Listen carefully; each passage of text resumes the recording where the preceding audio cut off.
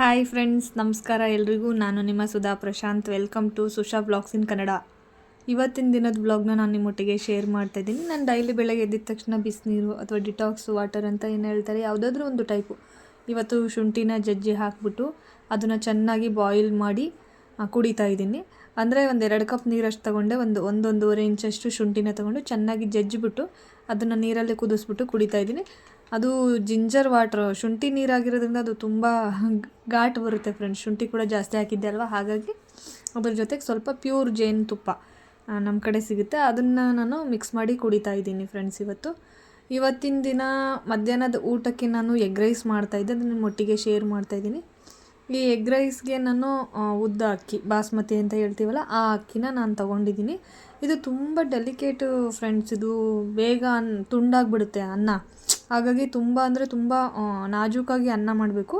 ಇದನ್ನು ಒಂದು 80-85% ನಾನು ಬೇಯಿಸಿದೆ ಅಷ್ಟೇ. ಯಾಕೆಂತಂದರೆ ಎಗ್ ರೈಸಲ್ಲಿ ಮಡಿಕೆನಲ್ಲಿ ಮಾಡೋದ್ರಿಂದ ನಾನು ಅದ್ರದ್ದು ಹೀಟಿಗೆ ಇನ್ನೊಂದು ಸ್ವಲ್ಪ ಅನ್ನ ಅರಳ್ಕೊಳ್ಳುತ್ತೆ ಅಂತ ಹೇಳ್ಬಿಟ್ಟು ಇದನ್ನು ಸ್ವಲ್ಪ ಬೇಯಿಸ್ಬಿಟ್ಟು ನಾನು ಬಸಿತಾ ಇದ್ದೀನಿ. ಅಂದರೆ ಅದರಿಂದ ಗಂಜಿ ಬೇರೆ ಮಾಡಿ ಅನ್ನ ಬೇರೆ ಮಾಡೋದು. ಇದಿಷ್ಟು ಪರ್ಸೆಂಟಿಗೆ ಬೆಂದಿತ್ತು ಫ್ರೆಂಡ್ಸ್. ಆ ಕಡೆ ಮೊಟ್ಟೆ ಕೂಡ ಬೇಯಿಸೋದಕ್ಕೆ ಇಟ್ಟಿದ್ದೆ.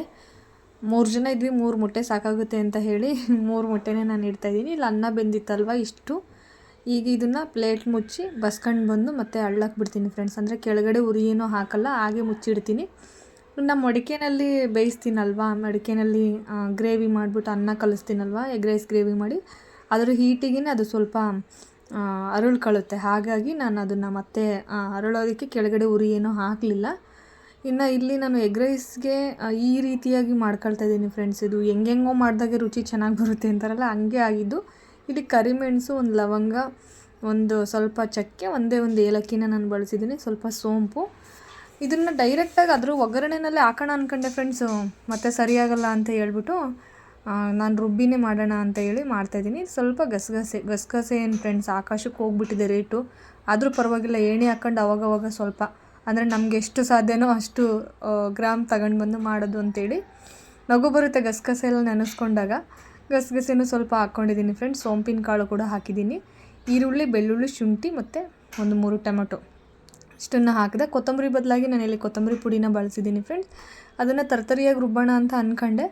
ಆಮೇಲೆ ಅನ್ನಿಸ್ತು ಶುಂಠಿ ಸ್ವಲ್ಪ ಹೆಚ್ಚಾಗಿ ಹಾಕಿರೋದ್ರಿಂದ ಅದು ಬಾಯಿಗೆ ಸಿಕ್ಕಿದ್ರೆ ಮಕ್ಕಳು ತಿನ್ನಲ್ಲ ಅಂತ ಹೇಳಿಬಿಟ್ಟು ಚೆನ್ನಾಗಿ ಸ್ವಲ್ಪ ನುಣ್ಣುಗೆನ ರುಬ್ಬಿದೆ ನಾನು.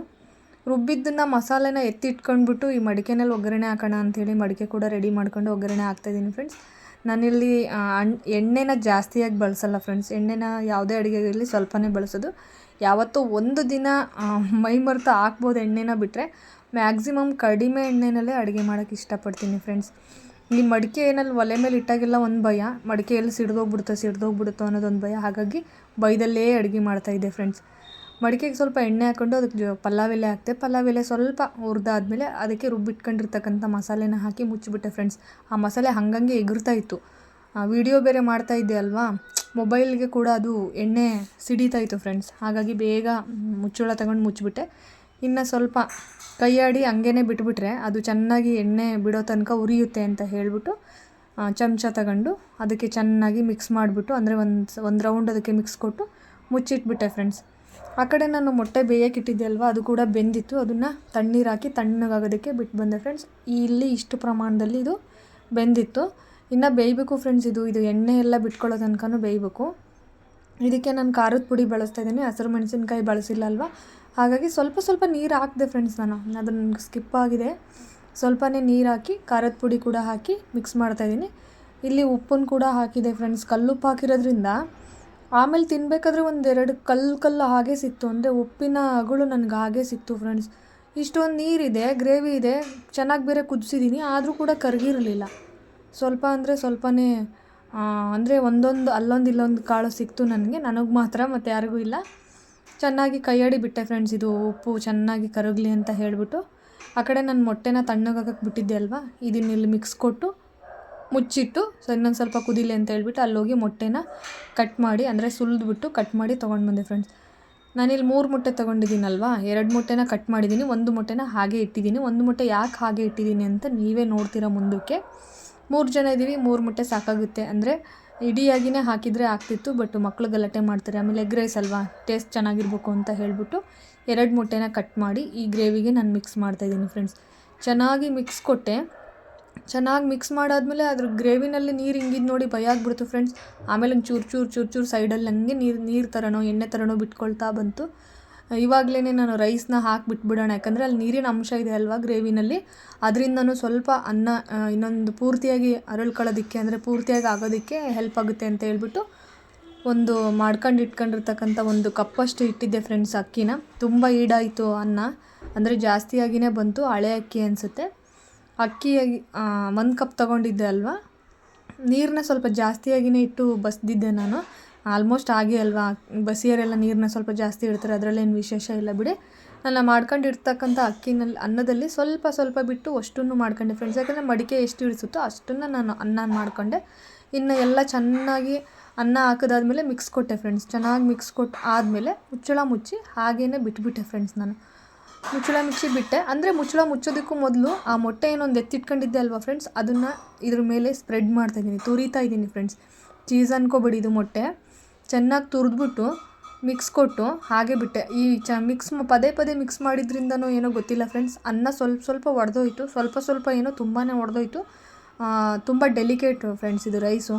ಅದಕ್ಕೆ ಅನಿಸುತ್ತೆ ಬಿರಿಯಾನಿ ರೈಸ್ ಹೊರಗಡೆ ಎಲ್ಲಾದರೂ ತಿಂದರೆ ನೋಡಿ, ಕೆಲವೊಂದು ಹೋಟೆಲ್ಗಳಲ್ಲಿ ಚೆನ್ನಾಗಿ ಬೆಂದೇ ಇರೋದಿಲ್ಲ. ಯಾಕೆಂದರೆ ಜಾಸ್ತಿ ಬೇಯಿಸ್ಬಿಟ್ರೆ ಅನ್ನ ಒಡೆದೋಗುತ್ತೆ, ಸರಿಯಾಗಿ ರುಚಿ ಬರಲ್ಲ ಅಂತಲೇ ಏನೋ ಗೊತ್ತಿಲ್ಲ. ಹಾಗಾಗಿ ಅವರು ಬುದ್ಧಿವಂತರು ಸುಮ್ಮನೆ ದಮ್ ಕಟ್ಟಿ ಬಿಟ್ಟಿರ್ತಾರೆ. ಆದ್ರೂ ಒಂದೊಂದು ಹೊರಗಡೆ ರೆಸ್ಟೋರೆಂಟ್ ಆಗಲಿ ಹೋಟೆಲ್ಗಳಲ್ಲಾಗಲಿ ಬಿರಿಯಾನಿ ತುಂಬ ಚೆನ್ನಾಗಿರುತ್ತಲ್ವ. ನಾವು ಮಾಡೋಕ್ಕೆ ಹೋದರೆ ಸ್ವಲ್ಪ ಡೆಲಿಕೇಟಾಗಿ ಹ್ಯಾಂಡಲ್ ಮಾಡಬೇಕಾಗುತ್ತೆ ಅಷ್ಟೇ.